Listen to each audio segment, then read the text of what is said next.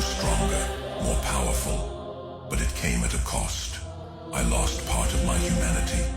The darkness I dwelt in, the depths I sank to, it took a toll on my soul, on my character. I lost my innocence, my kindness, my compassion. I became hardened, callous, heartless.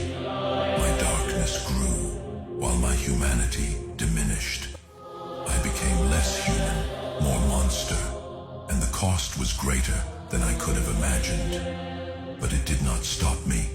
I continued to grow, to strengthen, to embrace the darkness.